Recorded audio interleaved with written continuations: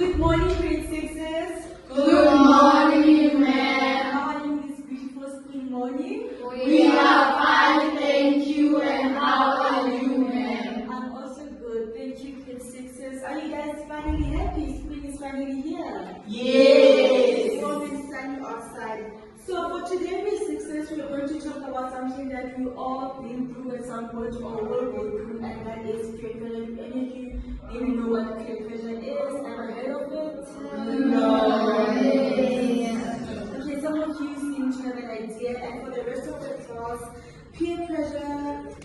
Okay, let me phrase it like this. Have you ever had a friend urge you to do something that you're not quite sure of or uncomfortable with? Yes. Something like cheating on a class test, sleeping late on a school night, and how did that make you feel? Anyone with a real life example? Let's have Basi at the back. Then my friend once told me to stop doing homework and rather go to a house to watch a movie, and in the morning got into trouble.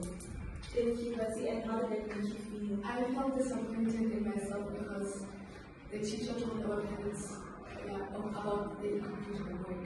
Thank you, Basi. That's like an example of a negative peer pressure. Can we please all turn to page 27 in our last page that gives you a clear definition of the peer pressure? Are you guys all there? Yes. In the block there by page 27 it says, peer pressure is when friends or the people around you try to influence your choices or actions. Peer pressure can be both positive and negative. I know that you guys, most of you have been told throughout your life that peer pressure is only negative. No, it's both positive and negative.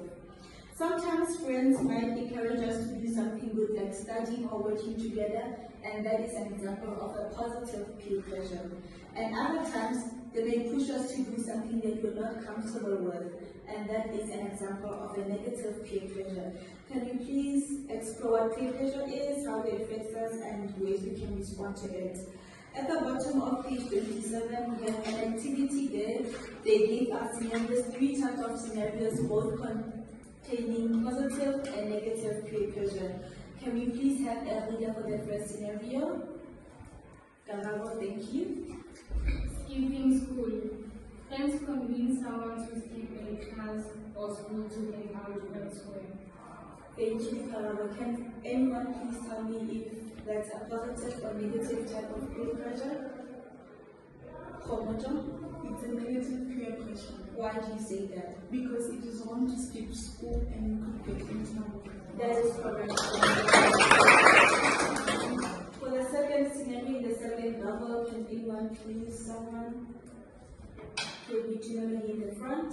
Friends influence you to smoke and vape with them. What type of peer pressure is that? Anyone? Please wait at the back. It is negative because we are told not to smoke and there is not good for our health. Thank you, David. That is correct. And the last and final scenario in the third bubble, Mlamadi in front. Promoting kindness. A friend suggests doing random acts of kindness for others, such as holding the door for someone or giving a compliment. Thank you, Mlamadi. What type of peer pressure was that? Someone, you go there at the back. It is a positive peer pressure, ma'am. Why do you say that, Lulu? It helps us encourage others to help others to do great. So class, from the 3 scenarios that we read, how many positive type of peer pressures were there?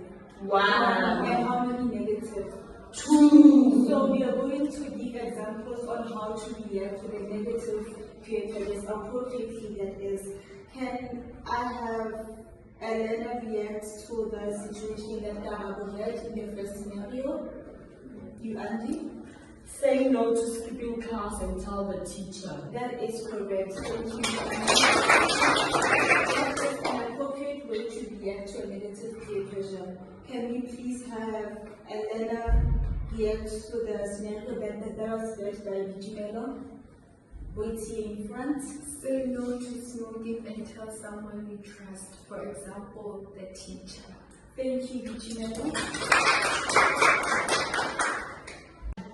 Okay, grade sixes, thank you. So the examples that you Auntie and Junelo give us are examples of appropriate ways to react when being put on a spot of a negative type of peer pressure. When I was in grade 6, like you guys, many years ago, my teacher taught me an appropriate way to react to a negative type of peer pressure. The method is called the STC method. Can you please repeat after me? STC method. So basically the method, the S stands for stop, the T for think, and the C for choose. So it's stop, think, and choose. Please repeat after me. Stop, think, and choose. Thank you, grade sixes. So when being faced with a negative type of peer pressure, you stop, you give yourself a second to think, what are the consequences of this action? And then you choose. You choose for yourself, no one should pressure you. And like you never said, when you feel pressured, you should tell a trusted adult. For example, me or any of the teachers, Mr. Wright, which is the principal, or a guardian or parent. Okay, grade sixes. Okay, so for today we explored peer pressure by understanding what it is, by looking at both the negative and positive types and recognizing ways on how to handle it appropriately.